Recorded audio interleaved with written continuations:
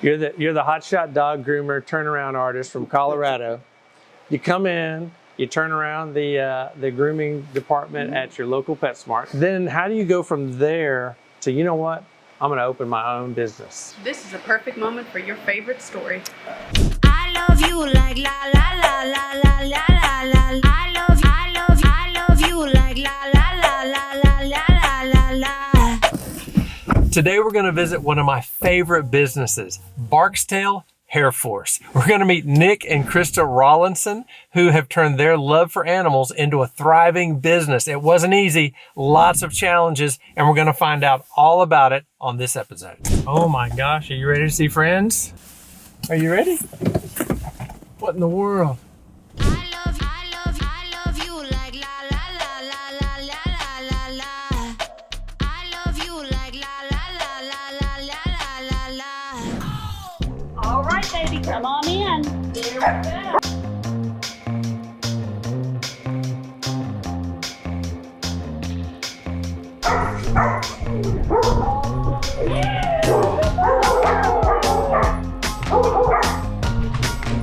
There we go.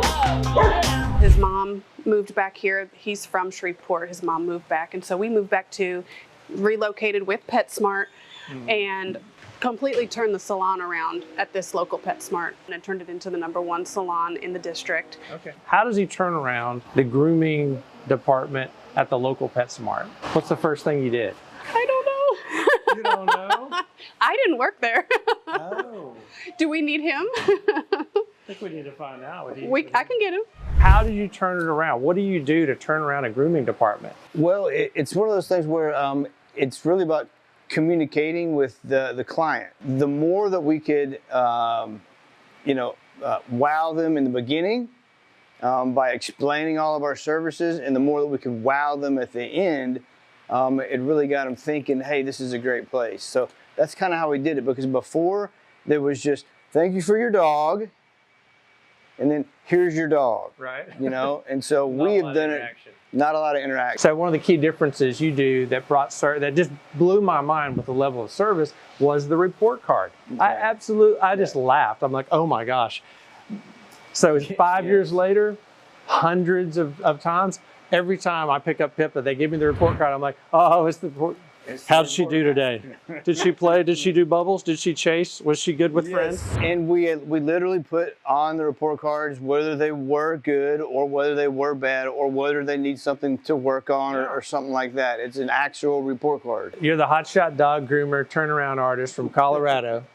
You come in, you turn around the grooming department at your local PetSmart. Then how do you go from there to, you know what, I'm going to open my own business? This is a perfect moment for your favorite story. Well, yeah, I kind of do have a story about it. The main reason that I transferred from PetSmart, because PetSmart is it was a $4 billion company. It was all over the world. They have 1,500 stores. They have insurance. They have everything that you need. Corporate is corporate.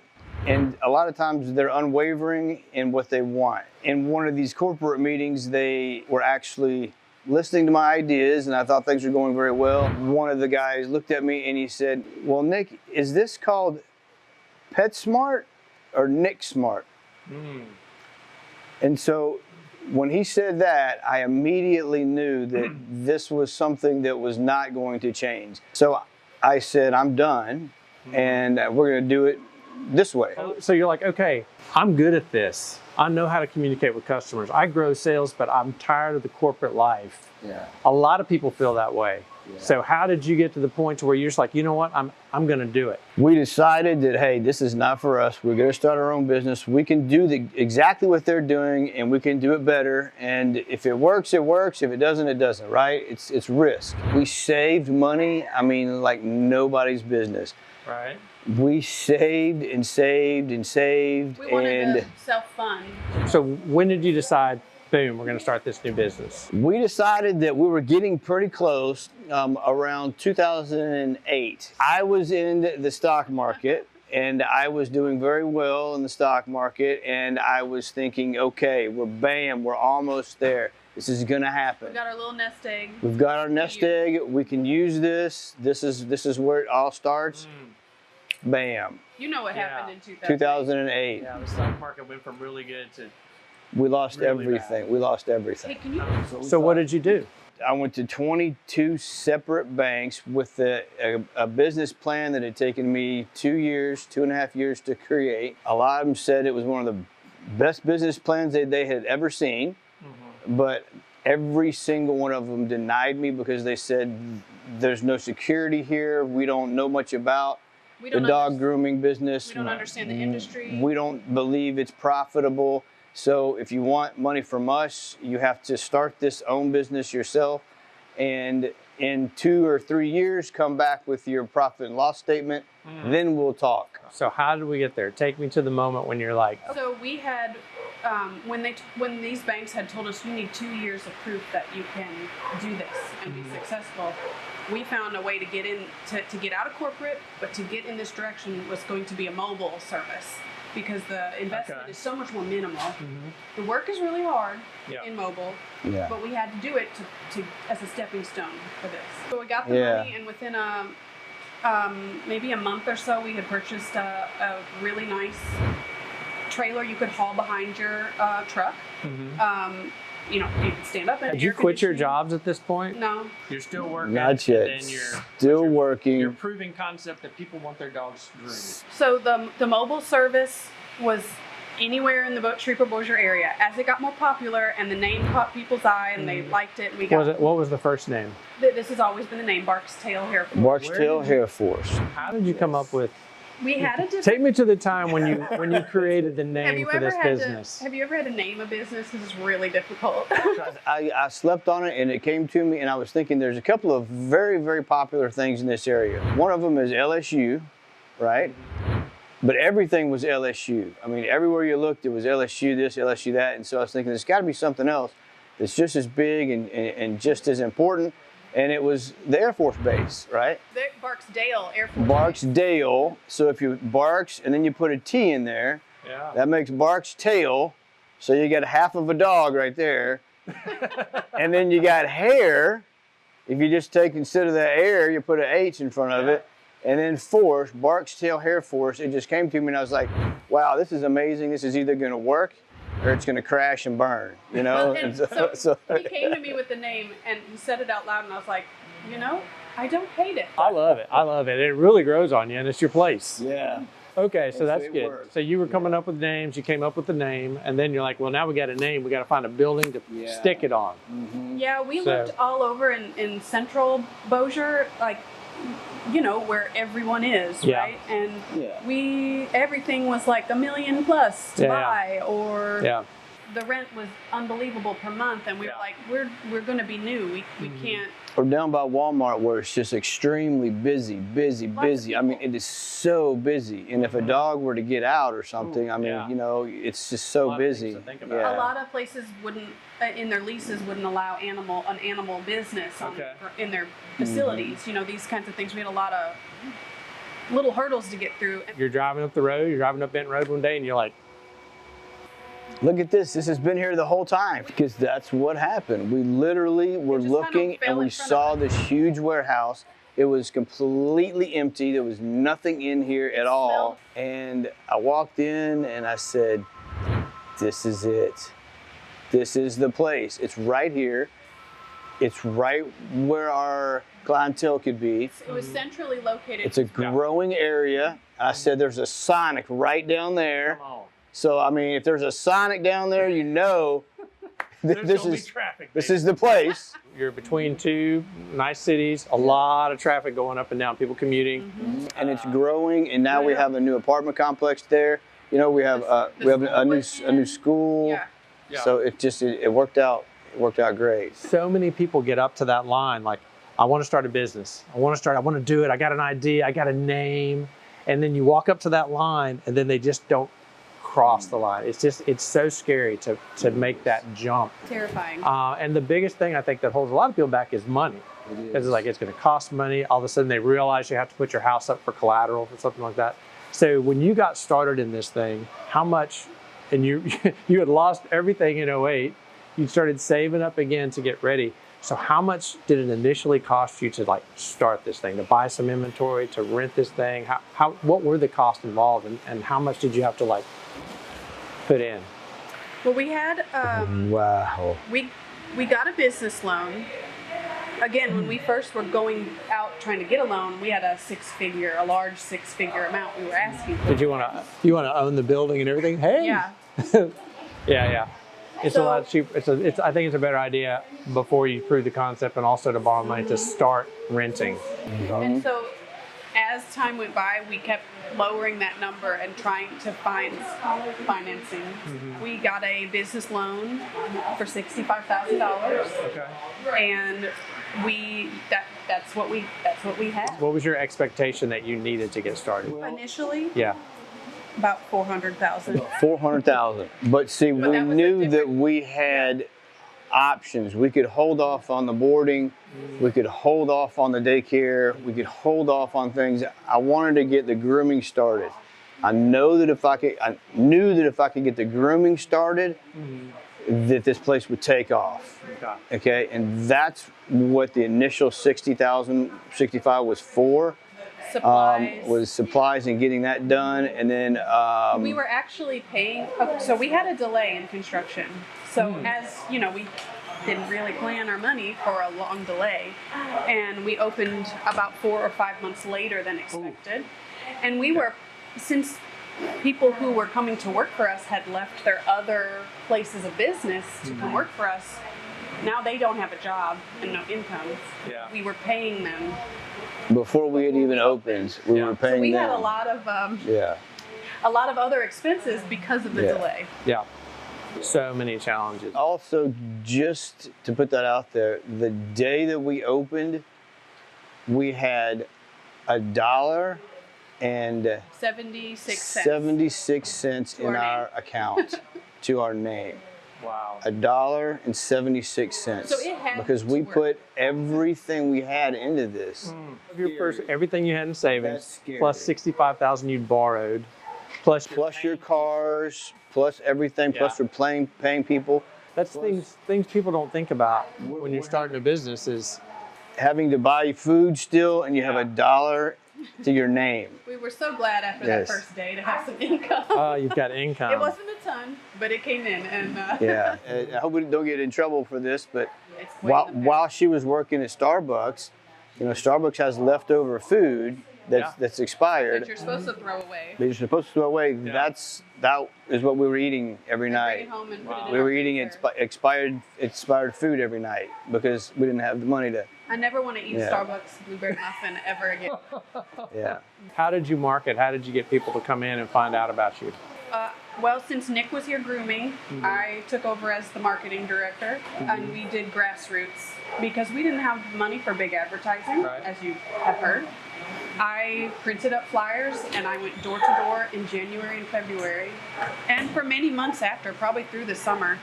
Anytime I had time, I'd go door to door and put a rolled up flyer with a rubber band and attach it to their doorknob. So I wasn't knocking, I was just attaching it, moving to the next house. Every single house in the entire area within a 5-mile radius got one of Whatever our we flyers. had to do, right? I mean, every single house. We had some clients that came with us from our mobile service who kept using us, and we would offer, and they would live in high traffic areas. Can we put a big sign in your front yard in exchange for free services to great get our idea. name out there? So that was helpful. And once you get going in grooming, it's big on word of mouth referrals. So as people had used us, it just kind of organically grew from that aspect too. We did do a few social media giveaways too to kind of get people to notice we were here. So now you've had this store. Now you've been open for how many years? We 5 just- years. So 7? Yeah. And August will be 10 years total. So 80% of businesses don't make it 10 years. 50% don't make it the first year. So congratulations. Thank you. Thank you. So Thanks. what's the secret to your continued success? I think one of the secrets we haven't mentioned is God's got us the whole way. So Yeah. Amen. he, anytime we had, he's just met our needs the whole time. So Anything we've ever needed, we've just been silent and we've listened, and it's happened. God says, here's a field. I'm not going to plant it for you, but here it is. If you want to hustle, I'll meet you there. Yeah. As well, you know, if And you as want far to say as love. like, what's the secret sauce? Well, sacrificing probably everything to work as many hours as needed when you're new and not complaining about it. I mean, you don't have much of a personal life. You don't really see your church family anymore. You don't do any of the activities you did because if you wanted to work, you put in the work to make it happen. So, but now 10 years in, do you have a little bit more of a balanced life? Do you have some employees that you can trust? You can take a weekend off every now and again? We have some really great employees. Yeah. We, when our business was early on, we weren't even thinking past just having groomers, and now, like it just wasn't what we were focused on, and it's grown organically over time, and some awesome people have walked in the door, and we have a trustworthy staff who knows their job, who takes direction really well. What is the secret? How do you get your crew to do that? How many employees do you have? Well, it goes up and down, anywhere from 20 to say 16. It kind of goes up and down a little bit because there's a lot of training involved. I mean, it's not just that they come in and they get to play with the dogs. Stacy was there. Stacy's been greeting Pippa every Monday, Wednesday, and Friday for years. How do you keep employees for so long? How do you keep them engaged? Treat them very well, of course. You pay them what they're worth, right? You also continuously train, and then we can also transfer them to other departments. And so sometimes people can really get bored at a job sometimes. And then so if you have another option, then it helps out. Train them up in one place and they can move to other departments. And they're staying engaged and they're staying a long time. Right. So and knowing knowing that we trust them, it gives them confidence in their job. They take more pride in what they do. So I mean, it's one thing to find a good person. It's another thing to train them well. And it's another thing to keep good employees too. People don't realize that training is caring. When a person is good at what they're doing, they enjoy it a lot more. So if we spend the time training folks and giving them that, but once they have that confidence, they can do the job, they enjoy it more, and they don't want to go learn to start over again somewhere else. Right. That's good stuff. So you've grown the business tremendously, not just in sales, but in departments. So you've gone from just the grooming to retail and boarding and so forth. So show me around, show me all the different parts of your business and how does that work? Well, let's take a look. Come on. Let's take a look. Oh, Lord. So tell me about the grooming section. How much of your business is that now? At this time, it's about 65% of our overall, revenue. So still the majority of your business comes from grooming. It's our bread and butter. Do you still deliver, or do you We don't deliver. Mobile is a beast. So if they can come to us, we've got everything here we need. So what portion of the business is your boarding? I'd say about 25%. Because there's those busy times, holidays, LSU football weekends, things like that. And then there's like January and February where people aren't really going as many places. It slows down. So it averages out in the year, probably about 25%. Okay. What else are you doing? Okay, we can go What did to. you expand? Was retail the next thing you The next thing we did was boarding. We opened that about 5 months later. We can go back. Oh, sorry. We can go back here. Okay.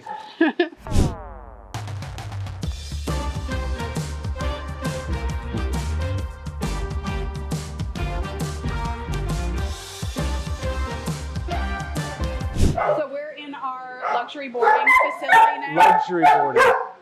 We have private rooms, not kennels. I love it. Oh, this is great. So you like any about their medications they take or anything special? So this is Sammy. He's staying till Sunday. He's got his goods. He's in his room. He's hanging out. He's got his blanket. His tail's wagging. So that's always good. So I know we'll leave Pippa here when we go out of town, and a big part is because she can stay here and she can go to the other part. Let's go look at the other part. Okay. Yep, let's do that. Now the boarding, they look like they had plenty of room, but they still the kennels, luxury. What'd you call them? Luxury. So it's a luxury overnight boarding, and we have private Luxury overnight rooms. boarding, private rooms, and there was plenty of room in there. But did the dogs get to get out and exercise, or how does that work? They have a couple options. One is our being able to go to our doggy daycare during the day, which is our just next door here, or they can stay in boarding, and they get a minimum of 5 breaks a day. We have places in there that they can get out and run around together. But most of them go to doggy daycare. Ooh, Pippa loves some doggy daycare, and that's where you get to the report cards. That's where, well, yeah. So let's check out doggy daycare. Okay.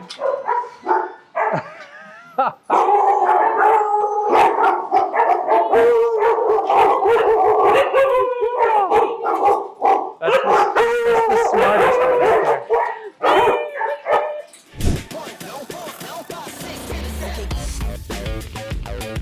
A little loud in there. They were glad to see us. Oh, yeah. But the doggy daycare, my dog literally loves to come up here. She when I say we're going to go see friends, she just about tears through the house to take me out.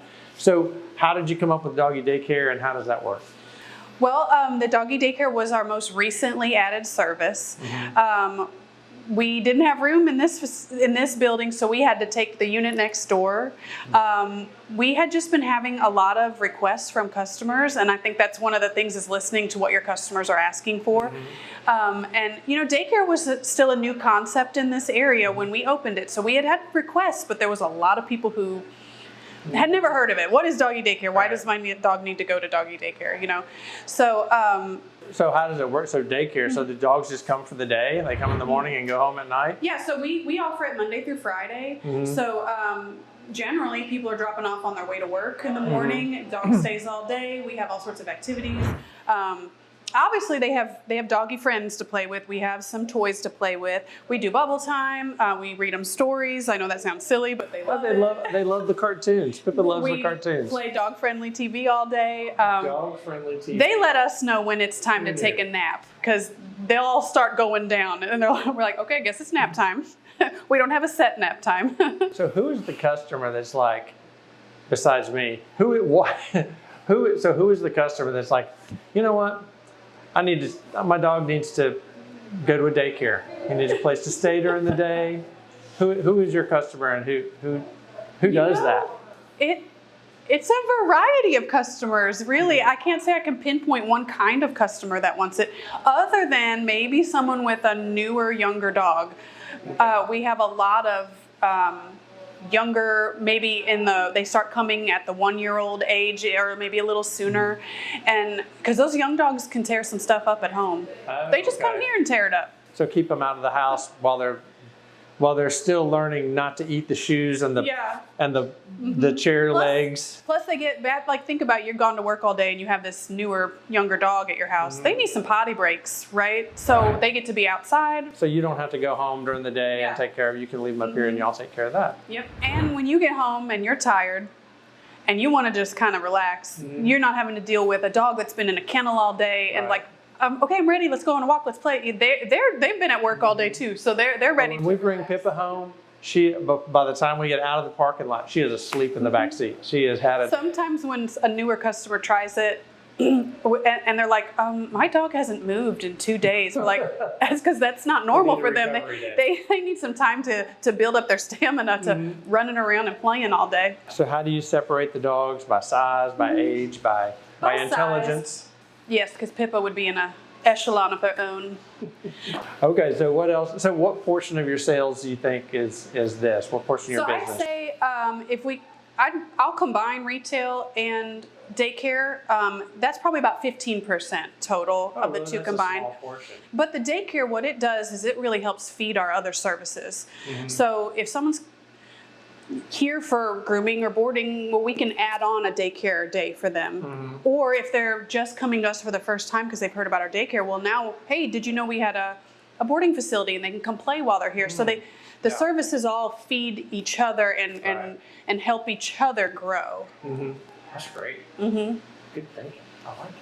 So you mentioned retail, so show me your retail section. Okay, so right now, the only thing we're not carrying right now is your basic food. That's the next thing on the list. So the main things that we carry are leashes and collars and harnesses. We have a really great line that we like, the Easy Dog line. We carry treats, crunchy treats, specialty cookies. We have beds and kennels too. And then back here is a lot of toys and bowls and We like some dog clothing too. And I really started carrying a lot of seasonal. So I've got Mardi Gras right now, Valentine's Day, and Easter is coming. So. And you've got life vests. Yeah. My last little dog, we had to have a life vest for her. Yeah, and these are awesome because they keep the dog's head up out of the water if the dog was to get in anyway. So we have doggy life vests. Doggy life vest, which you need in Louisiana. You really, really do.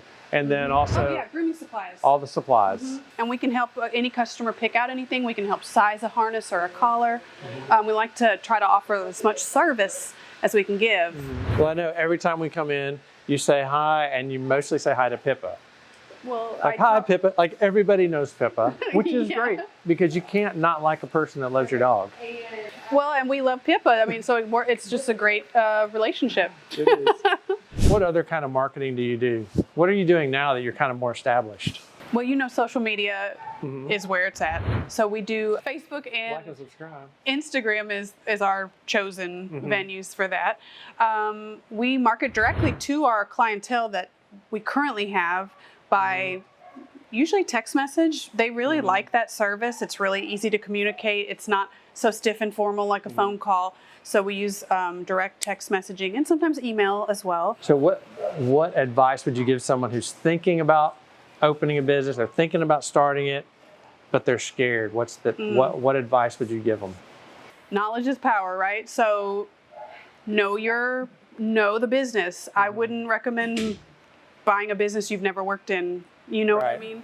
You grew up, you guys had been working with dogs. We'd started small, start small, and we had learned it from the ground up. Right. I would say And you started with a very small aspect of it and then added on as you... instead of taking too much on at once, yeah. Right. Also, we understood where our clientele lived, and we opened up a brick and mortar centrally located to that clientele. Right, location. Find a great location. And I think it's also great. You talked to your initial business plan was a $600,000 loan.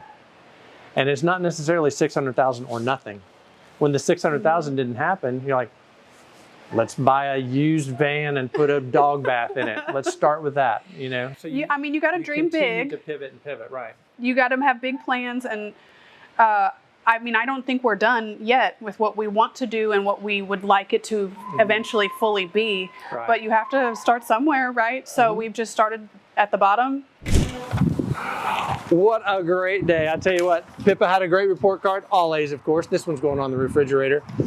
I learned a lot today about business. I hope you found this encouraging or inspiring, and I hope you come back and see us in the next video.